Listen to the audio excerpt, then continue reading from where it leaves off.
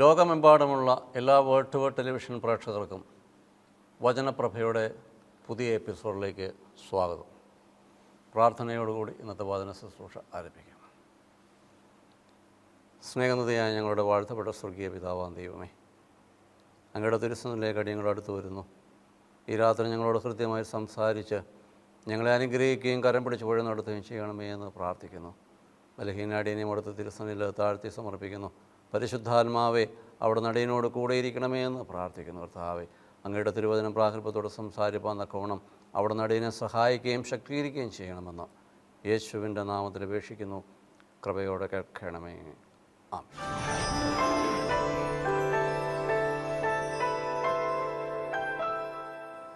അല്പസമയം നിങ്ങളോട് ചിന്തിക്കുവാൻ ആഗ്രഹിക്കുന്ന വിശുദ്ധ ലൂക്കോസിൻ്റെ സുവിശേഷം 2-ാം അധ്യായത്തിൻ്റെ 10-11 വാക്യങ്ങൾ.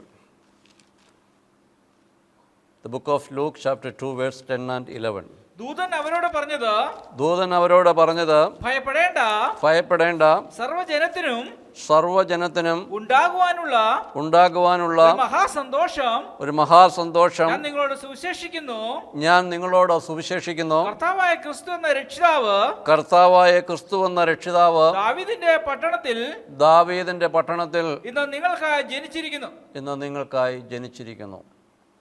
ത്രിയേക ദൈവത്തിൻ്റെ വലിയ തിരുനാമത്തിന് മഹത്വമുണ്ടായിരിക്കട്ടെ. കർത്താവിനാൽ അനുഗ്രഹിക്കപ്പെട്ട സഹോദരീ സഹോദരങ്ങളെ, ലോകമെമ്പാടും ക്രിസ്തുമസ് ആഘോഷത്തിനുള്ള ഒരുക്കങ്ങളിലൂടെ കടന്നു പോവുകയാണ്.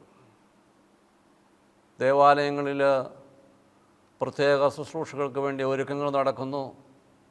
ഓരോ ഭവനങ്ങളും വ്യക്തികളും ക്രിസ്മസ് ട്രീയും ക്രിസ്മസ് സ്റ്റാറും ഇട്ട് ഭവനങ്ങൾ അലങ്കരിച്ച് ക്രിസ്മസിൻ്റേതായ ആഘോഷങ്ങളിൽ മുഴുകിപ്പോകുന്ന ദിവസങ്ങളിലൂടെയാണ് നാം കടന്നു പോകുന്നത്.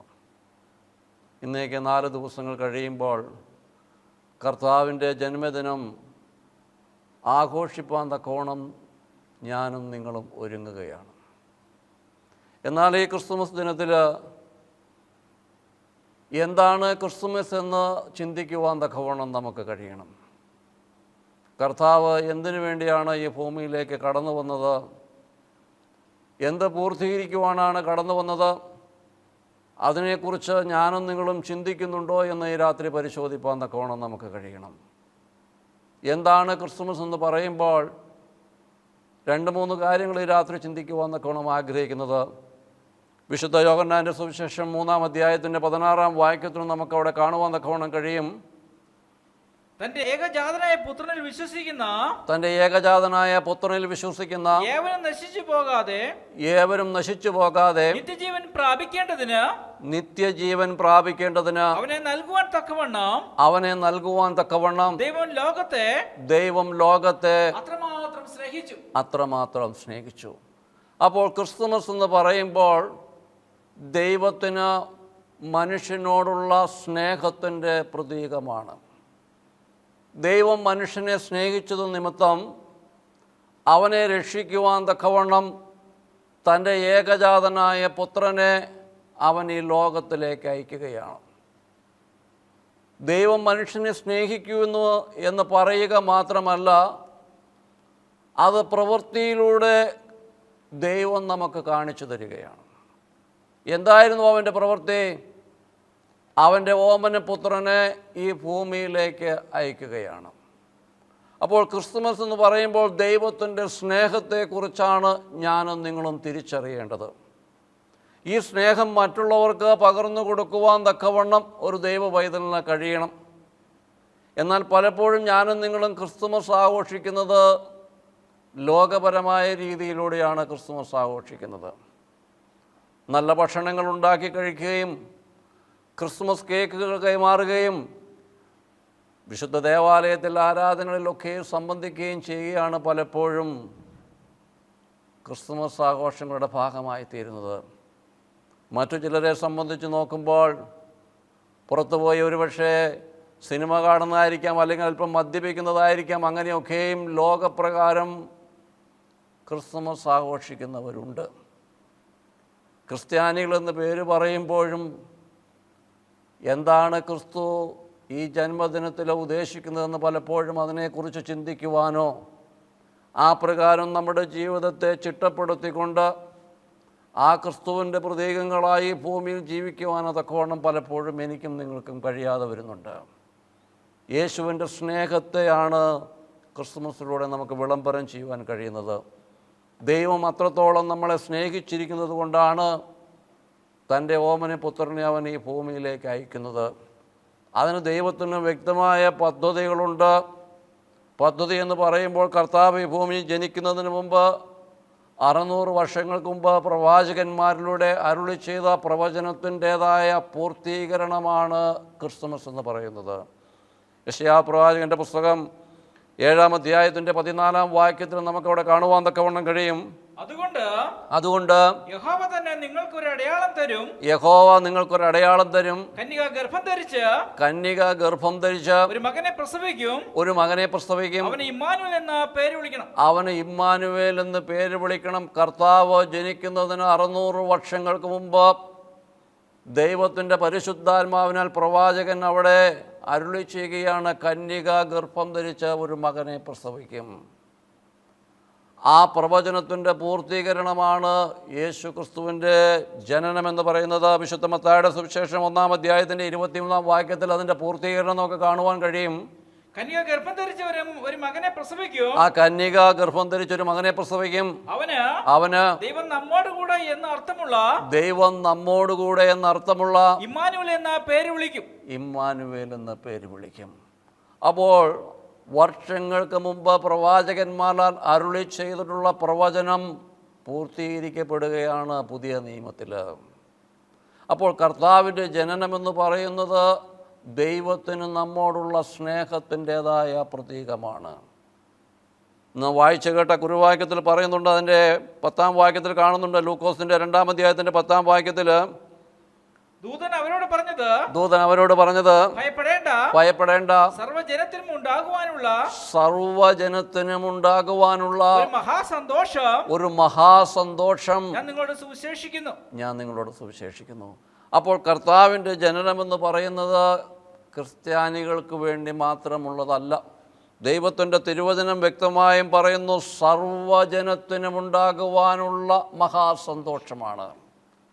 അപ്പോൾ അവൻ സർവ്വരെയും സ്നേഹിക്കുന്ന ഒരു ദൈവമാണ് നമ്മുടെ ദൈവം.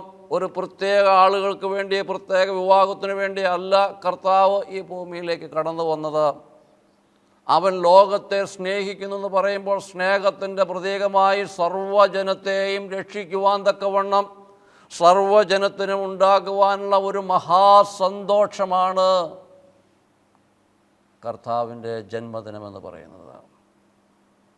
എത്ര പേർക്ക് ക്രിസ്തുവിനെ ആരാധിക്കുന്നവരും ക്രിസ്തുവിൻ്റെ അനുയായികളുമായ എനിക്കും നിങ്ങൾക്കും എത്ര പേർക്ക് ഈ സന്തോഷം പങ്കിടുവാൻ തക്കവണ്ണം കഴിയുന്നുണ്ട്?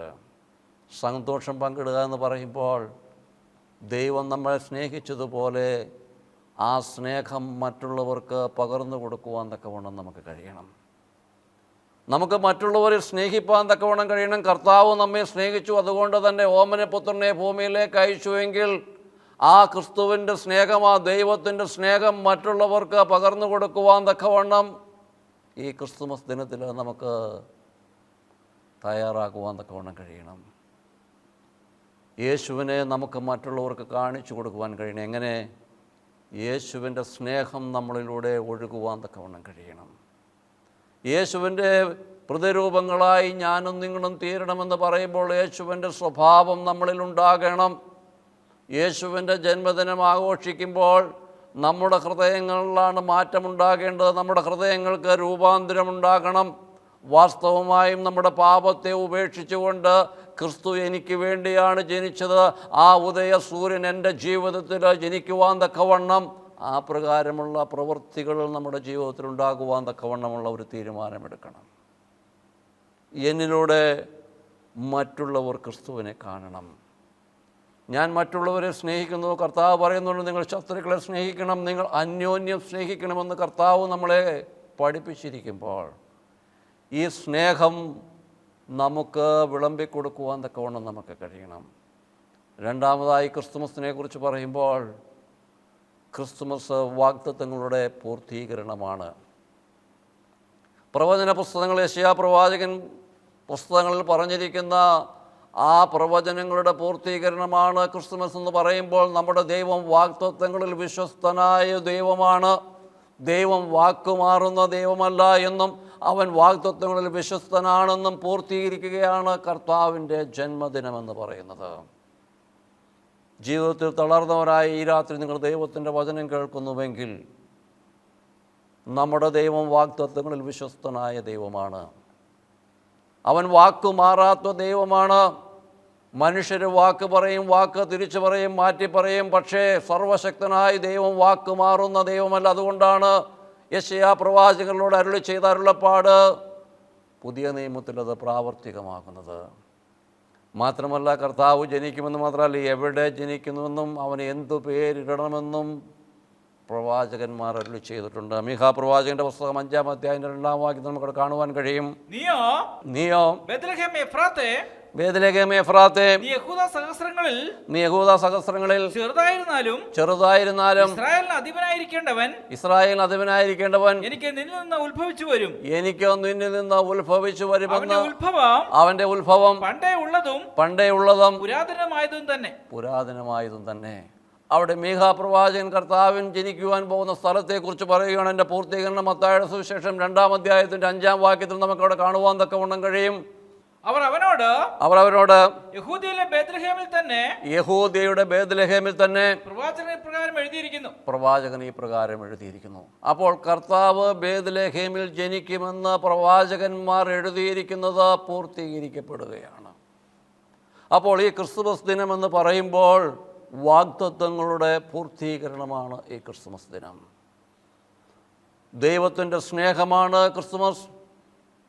ദൈവത്തിൻ്റെ വാഗ്ദത്തങ്ങളുടെ പൂർത്തീകരണമാണ് ക്രിസ്തുമസ് എന്ന് പറയുമ്പോൾ ഓരോ ക്രിസ്ത്യാനിയെ സംബന്ധിച്ചും പ്രത്യാശയുടെ ദിവസങ്ങളാണ് ക്രിസ്തുമസ്. ജീവിതത്തിൻ്റെ പ്രതിസന്ധികൾ തളർന്നവരായി നിങ്ങൾ ദൈവവചനം കേൾക്കുന്നുവെങ്കിൽ ഈ ക്രിസ്തുമസ് നിങ്ങൾക്ക് പ്രത്യാശ തരുന്നതാണ്. എന്തുകൊണ്ടാണ് പ്രത്യാശ തരുന്നത്? അവൻ നമ്മുടെ രക്ഷകനായി ഈ ഭൂമിയിൽ പിറന്നിരിക്കുന്നു. ഒരു മഹാസന്തോഷമാണ്, സർവ്വജനത്തിനും ഉണ്ടാകുവാനുള്ള ഒരു മഹാസന്തോഷമാണ് ദൈവത്തിൻ്റെ ദൂതൻ അറിയിക്കുന്നതെന്ന് പറയുമ്പോൾ സർവ്വജനത്തെയും രക്ഷിക്കുവാൻ തക്കവണ്ണം രക്ഷകനായി അവൻ ഈ ഭൂമിയിലേക്ക് പിറന്നിരിക്കുന്നുണ്ട്. അവൻ നമുക്ക് പ്രത്യാശ തരുന്ന ദൈവമാണ്. നമ്മെ കരം പിടിച്ചവൻ വഴി നടത്തുന്ന ദൈവമാണ്. ലോകപ്രകാരം കർത്താവിൻ്റെ ജന്മദിനം ആഘോഷിക്കുകയല്ല, പിന്നെയോ കർത്താവിൻ്റേതായ സ്വഭാവങ്ങൾ നമ്മുടെ ജീവിതത്തിൽ വളർത്തിയെടുക്കുവാൻ തക്കവണ്ണം എനിക്ക് നിങ്ങൾക്കും കഴിയണം. ആ ക്രിസ്തു നമ്മുടെ ജീവിതത്തിൽ ജനിക്കുമ്പോഴാണ് ക്രിസ്തുമസിൻ്റേതായ പൂർത്തീകരണം നമ്മളുണ്ടാകേണ്ടത്. ക്രിസ്തു നമ്മുടെ ഹൃദയത്തിൽ ജനിക്കണമെങ്കിൽ നമ്മുടെ ഹൃദയത്തിന് വിശുദ്ധി ഉണ്ടാകണം. ക്രിസ്തുവിനെക്കുറിച്ചുള്ള ഒരു ചിന്ത നമ്മുടെ ഹൃദയത്തിലുണ്ടാകണം. ഞാനും നിങ്ങളും പരിശോധിക്കുക, നമ്മുടെ ഹൃദയത്തിൽ ക്രിസ്തുവിനെക്കുറിച്ച് ചിന്തയുള്ളവരാണോ ഞാനും നിങ്ങളും? ഒരു ദിവസത്തിലെ 24 മണിക്കൂർ ദൈവം നമുക്ക് തരുമ്പോൾ, അല്ലെങ്കിൽ നാം ഈ 25-ാം തീയതി ക്രിസ്തുമസ് ആഘോഷിക്കാൻ ഒരുക്കപ്പെടുമ്പോൾ ഓരോ ദിവസവും എത്ര പ്രാവശ്യം യേശു ക്രിസ്തുവിനെക്കുറിച്ച് ചിന്തിക്കുവാൻ തക്കവണ്ണം എനിക്കും നിങ്ങൾക്കും കഴിഞ്ഞിട്ടുണ്ട്.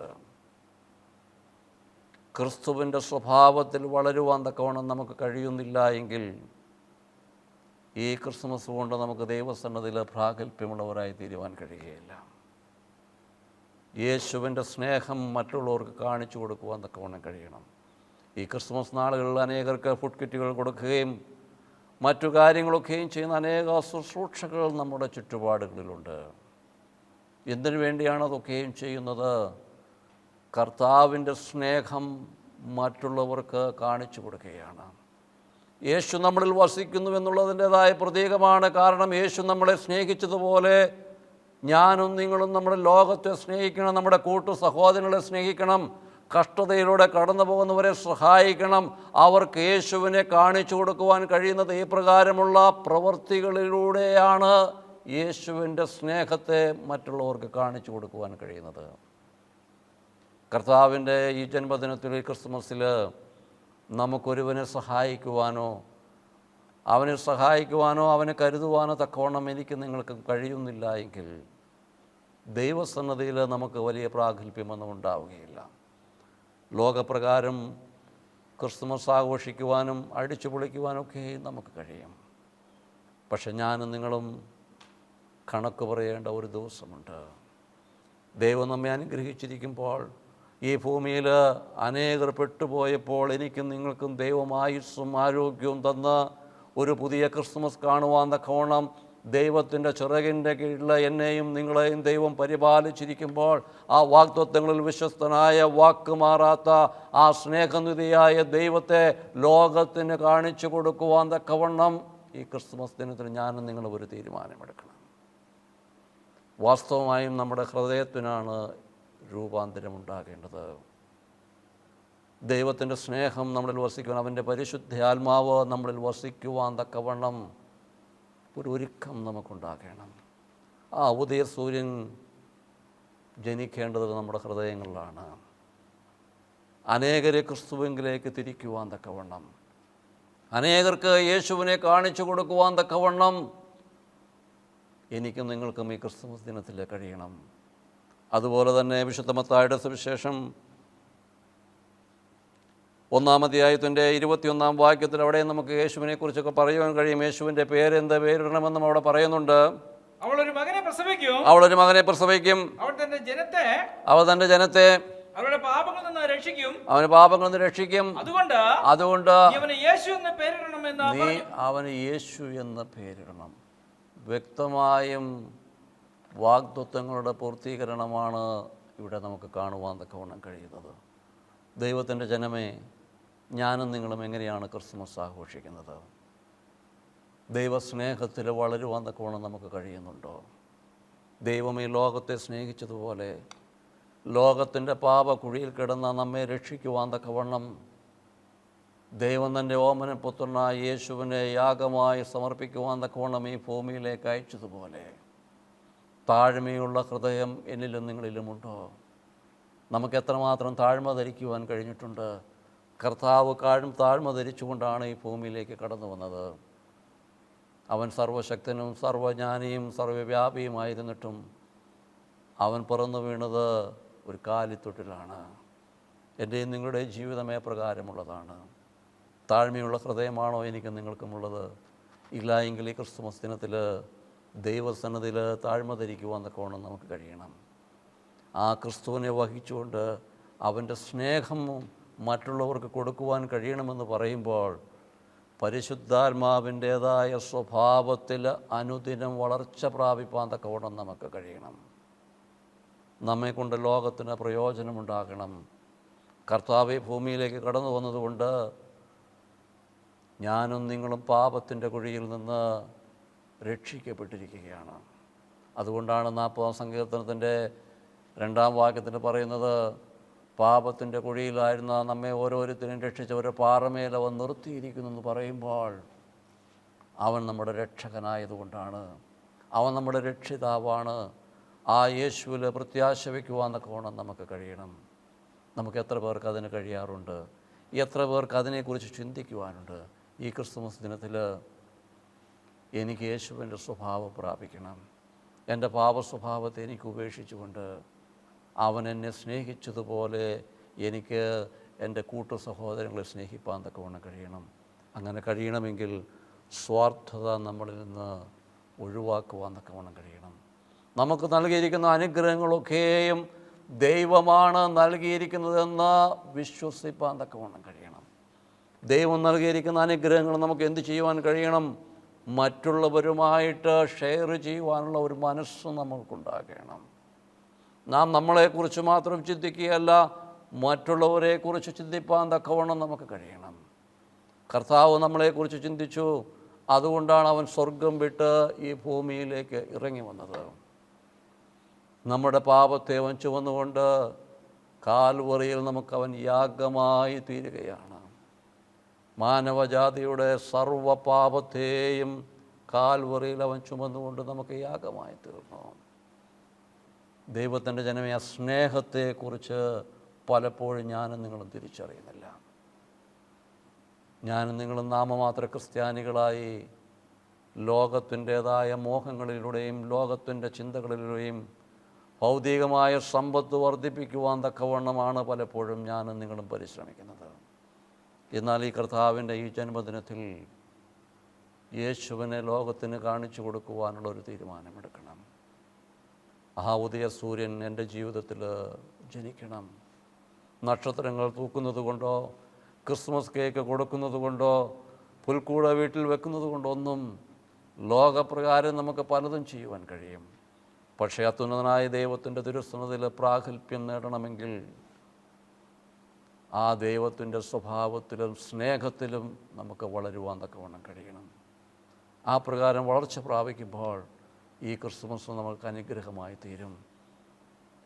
നമ്മുടെ കർത്താവ് വീണ്ടും നമുക്ക് വേണ്ടി വീണ്ടും വരുമെന്നുള്ള വലിയ വാഗ്ദത്തത്വത്തെക്കുറിച്ച് ചിന്തിപ്പാൻ തക്കവണ്ണം നമുക്ക് കഴിയണം. അവൻ വീണ്ടും വരും. ആർക്ക് വേണ്ടി? തന്നിൽ വിശ്വസിച്ചിരിക്കുന്നവർക്ക് വേണ്ടി അവൻ വീണ്ടും വരും. ഇവിടെ കർത്താവ് ജനിച്ചത് സർവ്വ ലോകങ്ങൾക്കും സർവ്വ ആളുകൾക്കും വേണ്ടിയാണെങ്കിൽ സർവ്വജനത്തിനും വേണ്ടിയാണ് കർത്താവ് ഈ ഭൂമിയിലേക്ക് കടന്നു വന്നത് എങ്കിൽ ഇനി അവൻ രണ്ടാമത് വരുന്നത് എല്ലാവർക്കും വേണ്ടിയല്ല. പിന്നെയോ അവനിൽ വിശ്വസിച്ച് അവന് വേണ്ടി കാത്തിരിക്കുന്ന ഒരു സമൂഹത്തിന് വേണ്ടി അവൻ വീണ്ടും ഈ ഭൂമിയിലേക്ക് കടന്നു വരുമെന്ന് വാഗ്ദത്തം ചെയ്ത ദൈവമാണ്. ആ കർത്താവിൻ്റെ വരവിന് വേണ്ടി കാത്തിരിക്കുവാനും ഒരുങ്ങുവാനും തക്കവണ്ണം എനിക്കും നിങ്ങൾക്കും കഴിയണം. ജന്മദിനം ആഘോഷിക്കുന്നത് നല്ലത് തന്നെ. അതുപോലെ തന്നെ കർത്താവിൻ്റെ രണ്ടാമത്തെ വരവിന് വേണ്ടി ഒരുങ്ങുവാൻ തക്കവണ്ണം എനിക്കും നിങ്ങൾക്കും കഴിയണം. ഈ ക്രിസ്മസ് അതിനൊരു മുഖാന്തരമായി തീരട്ടെ. എൻ്റെ കർത്താവ് വീണ്ടും ഈ ഭൂമിയിലേക്ക് കടന്നു വരും. അവൻ വാഗ്ദത്തം ചെയ്തിട്ട് കടന്നു പോയതാണ്. അവൻ ഇനി വരുമ്പോൾ അവനെ സ്വീകരിപ്പാൻ തക്കവണ്ണം ആ ഒരുക്കമുള്ള കൂട്ടത്തിൽ ഞാനും നിങ്ങളും ഉൾപ്പെടണമെങ്കിൽ അവൻ്റെ സ്നേഹത്തെക്കുറിച്ച് മറ്റുള്ളവർക്ക് പകർന്നു കൊടുക്കുവാൻ തക്കവണ്ണം നമുക്ക് കഴിയണം.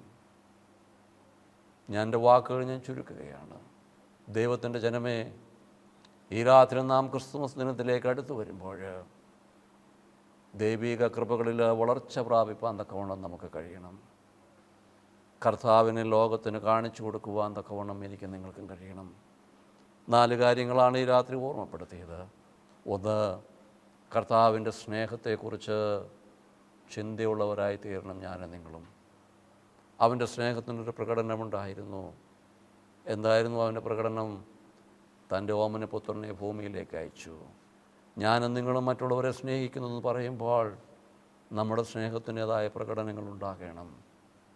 യേശുവിൻ്റെ സ്വഭാവത്തിൽ വളർന്നുകൊണ്ട് അനേകരെ യേശുവിലേക്ക് തിരിക്കുന്നവരായി തീരുവാൻ തക്കവണ്ണം കഴിയണം. നക്ഷത്രങ്ങളെപ്പോലെ ശോഭയുള്ളവരായി തീരുവാൻ തക്കവണ്ണം നമുക്ക് കഴിയണം. കർത്താവിൻ്റെ ജന്മദിനം ആകാശത്തിൽ നക്ഷത്രങ്ങൾ അത് അടയാളമായി തീർന്നുവെങ്കിൽ ഈ ക്രിസ്മസ് ദിനത്തിൽ ഞാനും നിങ്ങളും നക്ഷത്രങ്ങളെപ്പോലെ ശോഭിപ്പാൻ തക്കവണ്ണം നമുക്ക് കഴിയണം. അനേകരുടെ ജീവിതത്തിൽ വഴികാട്ടിയായിത്തീരണം. നക്ഷത്രം അനേകർക്ക് വഴികാട്ടിയായിരുന്നു.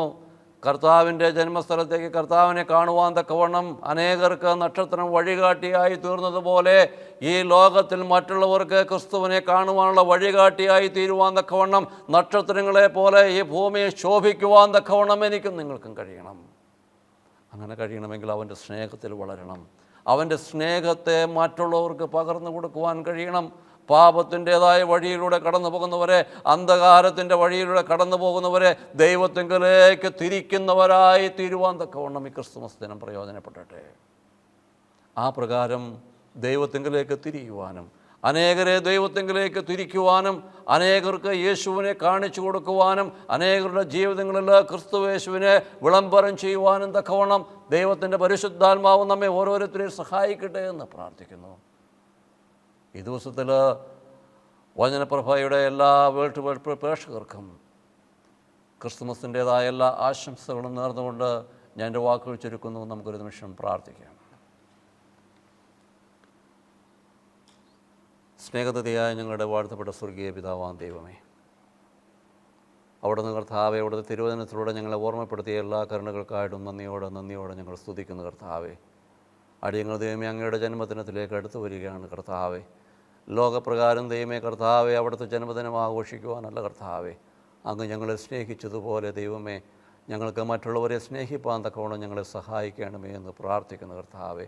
ആ സ്നേഹത്തിൻ്റെ പ്രതീകങ്ങളായി ദൈവമേ മറ്റുള്ളവരെ ദൈവത്തിങ്കിലേക്ക് തിരിക്കുവാൻ തക്കവണ്ണം കർത്താവെ നക്ഷത്രങ്ങളെ പോലെ ശോഭയുള്ളവരായി തീരുവാൻ തക്കവണ്ണം ഈ രാത്രി വചനം കേട്ട ഓരോരുത്തരെയും സഹായിക്കണമേ എന്ന് പ്രാർത്ഥിക്കുന്ന ദൈവമേ, ഈ കർത്താവെ ക്രിസ്തുമസ് കർത്താവെ ഞങ്ങളുടേതായ ഹൃദയത്തിന് വലിയ മാറ്റമുണ്ടാകുവാൻ തക്കവണ്ണം ഞങ്ങളുടെ പാപ സ്വഭാവങ്ങൾ ഉപേക്ഷിച്ചുകൊണ്ട് കർത്താവെ ഞങ്ങളുടെ ഹൃദയത്തിന് രൂപാന്തരമുണ്ടായി കർത്താവെ ആ യേശു ക്രിസ്തുവാകുന്ന ഉദയ നക്ഷത്രം ഞങ്ങളുടെ ഓരോരുത്തരുടെ ഹൃദയത്തിൽ ജനിക്കുവാൻ തക്കവണ്ണം മുഖാന്തരമാക്കി തീർക്കണമേ എന്ന് പ്രാർത്ഥിക്കുന്നു. കർത്താവെ അടിയനെയും അടുത്ത തിരുസന്നിധിയിൽ താഴ്ത്തി സമർപ്പിക്കുന്നു.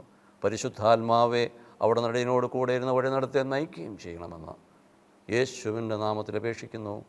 കൃപയോടെ കേൾക്കണമേ. ആമേൻ.